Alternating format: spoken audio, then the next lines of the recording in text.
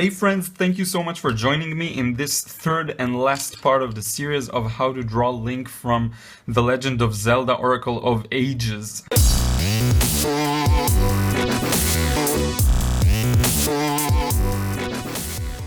Okay, I want to show you my setup here. I have my colored pencils with which we'll color this thing, and also I've got my pen for the inking. Now what we're gonna do is actually begin by coloring, and we'll be using the watercolors to do that. And I like to begin with coloring before I do the inking, and some people will say it's counterintuitive and will prefer inking first. I think this is really a trick I learned from Mark Really. I think that if you do the coloring first and only then the inking, the inking is sort of supplements your drawing and makes it look even greater. Whereas if you do the inking and only then the coloring, I'm struggling for words here. If you do the inking first and then the coloring, it kind of gets this effect of, you know, a coloring notebook that you have all the drawings ready and you just color them, sort of, and it looks flat to me. And so this is why I recommend doing it this way. And, you know, feel free to experiment, do what you prefer, do what works best for you.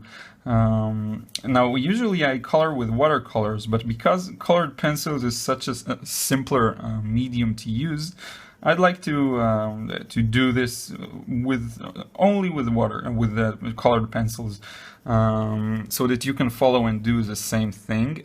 So what I'm doing now is laying the first layer here, and what I'm going to do is kick it into time lapse to finish all the green parts of this drawing. And then we'll move on and continue with the next thing, and I'll talk a bit about what I'm doing. I don't want this to be super long, and coloring is really time consuming, so we'll do it this way for now. So let me kick it into time lapse, and I will see you.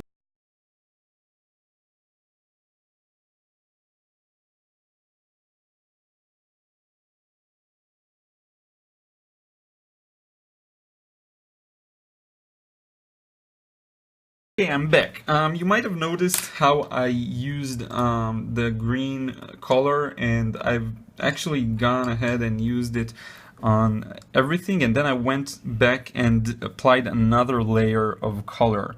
The reason why I did that was so that I wanted to begin with a really light layer. The thing is, you have to sometimes start with a light layer, or otherwise the first layer is gonna become, it's not gonna be unified. I think it's going to have too many different tones. It's not gonna look really good.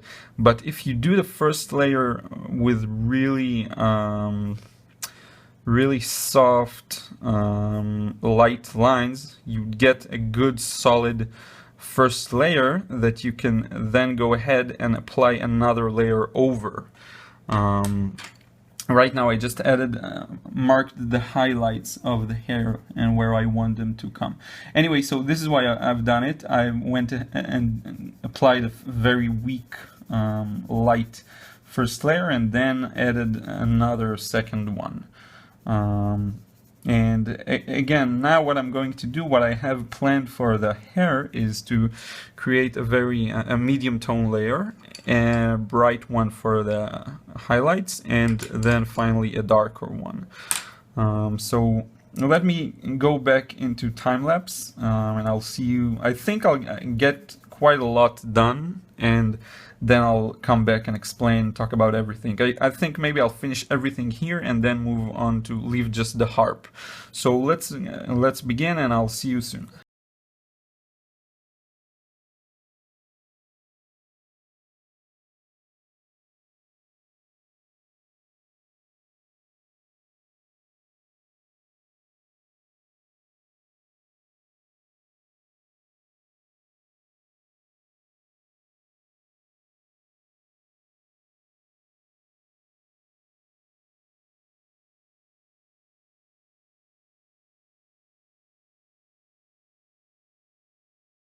Okay, so once we've gotten all the basic tones inside, the next thing we want to do is add the shadows. Now I left this one for the end, and now you want to darken the things that require darkening. Now you can go at it, you know, green and then dark green and then brown and dark brown. I like to apply the first layer for all of the drawing first, and only then to move into the second layers.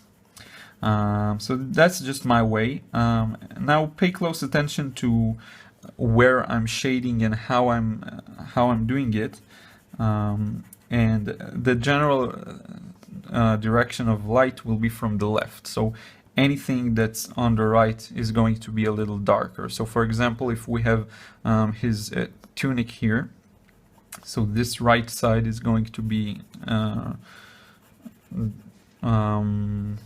very dark in relations to the left part here. I'm actually using a different darker toned color, and hopefully it'll look good. Now this is why usually I work with watercolors first, because they tend to give more smooth feeling, and then the colored pencils come and make it even better.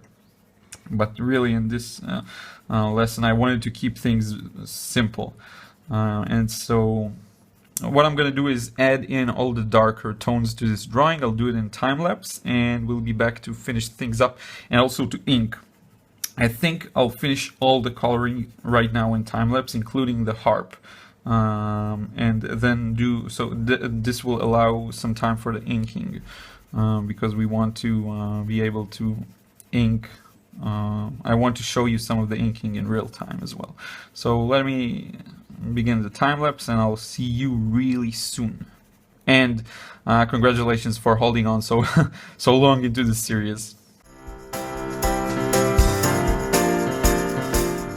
I just wanted to add a small note. Notice how I used two tones to shade his legs. I used a black, you might have noticed this, a black tone, and a dark blue, green, sort of turquoise tone. I mixed the two, and this is what I'm doing right now as well. I'm mixing this one with the previous one I used.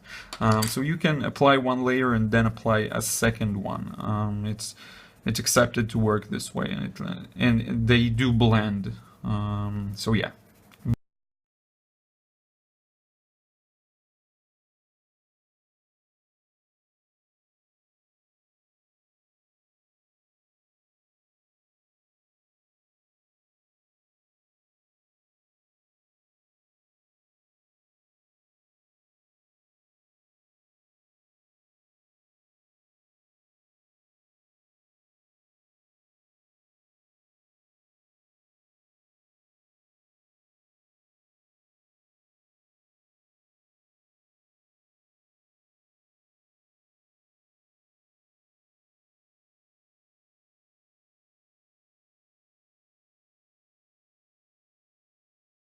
Okay, friends, now we're finally ready to ink this.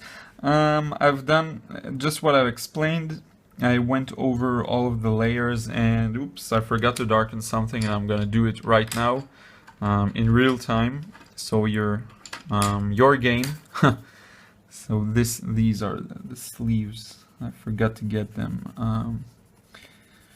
Anyway, so I went over all the layers and created a second layer that sort of mixed into the first one.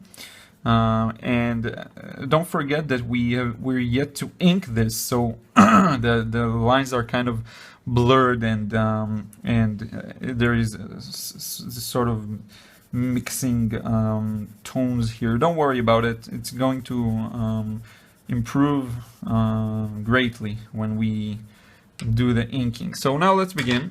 I'll start inking. We'll begin actually with the harp here, and I'll start doing that in real time, and then I'll finish up in time-lapse as well. So I'm going over the lines here, and what I really like about this way of working first on The colors is just really, now you can see I can sort of throw in the ink and use it more minimally, I think, because it doesn't define the drawing as fully as it would if we would do it without the colors. So I can sort of just throw it in there and let the colors do the most of the job. With ink, what you want to do is at the very least get some variety in the width of the lines. This really creates a good look for the drawing. So here's a classic example of this. This is a good situation to demonstrate this. For these lines, I'm using thicker, heavier strokes with the pen. I'm literally pushing on it and applying more pressure. Now in these strokes, in these lines, I'm going to really throw them in there very lightly and quickly. And you see how this kind of makes it pop. This is something that's really beneficial to getting a good result. As well, this one here as well, we have that sort of diamond that's embedded into the gold or whatever that thing is. And so for the frame, I'm using thicker lines, but for the diamond itself, I'm using very light lines, and I might even leave it a bit open here on the left. And on this part, I'm not even touching that part because it's just the highlights. I mean the center where I added the shading, and I don't want to mess with that part because it looks good as is. I've made a few mistakes. It's not 100% like the original, but you know, that's what happens when you look at something and draw it. It usually doesn't turn out to be the exact replicate of what you've been drawing, which is fine, because I don't know, if it turns out to be an exact replicate, that would be scary, I think. So it's a good thing. Here we have holes, so I'm indicating them by an open circle. And a lot of the times, in the places where the shading is heavier, I'll actually use thicker lines with the pen. That's just me. I know a lot of people work differently, but I think it gives it a nice look. Here as well, these are contours of the entire shape, so you want to get them fairly thick. You want to really push down on the pen. With these lines, not so much, but with the outer most lines here, the sleeve as well, it's an outer line. You want to get it very thick and then vary it a little. So what I'm gonna do now, it's time for the big old final time lapse here. And I'll see you when this is all done, and you'll see how it becomes like a real drawing. So I'll see you soon, and thank you for bearing with me.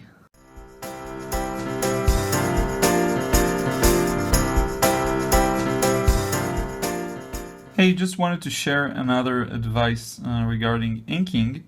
I advise you to always make use of the natural movement of your wrist. So the natural movement, if you're right-handed like me, is this way. And so when you have this kind of curve, it's against that natural direction. What I advise you to do is to take the paper and rotate it. I don't do that because I'm teaching you how to draw, and I don't want to give you a headache turning the paper all the time, and I don't want it to move too much. So you have the privilege of doing that. Feel free to rotate the paper. It will really help you. Back to time lapse.